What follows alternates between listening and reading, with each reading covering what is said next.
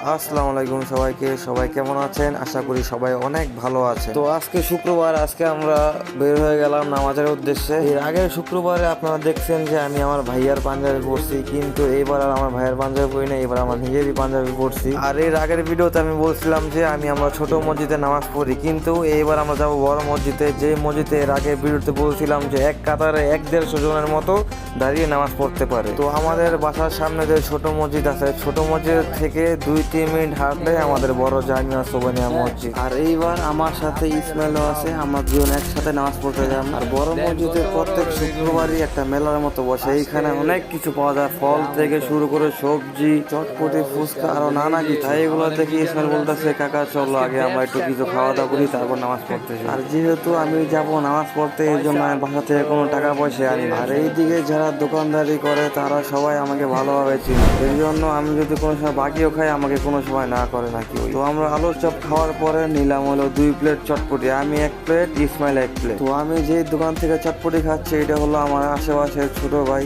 ও এই দোকানটা নতুন দিছে, নতুন উপলক্ষে ভালো চটপটি বানায়। তো মজার বিষয় হচ্ছে আমি আর ইসমাইলের চটপটি খেয়ে চটপটির সুন্দর রিভিউ দিতেছিলাম যে চটপটি কেমন হয়েছে, কি অসুবিধা, টক হয়েছে, বেশি হয়েছে না কম হয়েছে, তারপর লবণ বেশি হয়েছে না কম হয়েছে, মশলা বেশি হয়েছে না কম হয়েছে, মোটামুটি এভারেজে নতুন হিসাবে একদম পারফেক্ট ছিল সব কিছু। তো আমাদের চটপটি খাওয়া শেষ, এখন আমরা যাবো মসজিদে নামাজ পড়তে। তো এখন যেই জায়গাটা দেখতেছেন এই জায়গাতেই মূলত আগের দোকানগুলো বসতো, এখন রাস্তার কাজ করার কারণে আর দোকানগুলো এখানে বসতে পারে না। তো এই হলো সেই জামিয়া সোবহানিয়া মসজিদ, যেই মসজিদে এক কাতারে 1 থেকে 150 জন দাঁড়িয়ে নামাজ পড়তে পারে। সব মিলিয়ে পুরো মসজিদের ভিতরে মানে নিচতলার ভিতরে 1000 মানুষের মতো জায়গা হয়। তো আমরা একটু লেট করার কারণে আমরা নিচে বসতে পারি নাই, আমরা এসে বললাম উপরের দিকে। এই সোবহানিয়া মসজিদে যদি 5 মিনিট আপনি লেট করেন তাহলে আপনি নিচে নামাজ পড়তে পারবেন। আর নিচে নামাজ পড়ার যে একটা শান্তি, মানে পুরো মসজিদের ভিতরে, এই পুরোটার ভিতরে একবার এসি দিয়ে ভরা। তো আপনারা দেখতেই পাচ্ছেন যে নামাজ শেষে আস্তে আস্তে মুসল্লিরা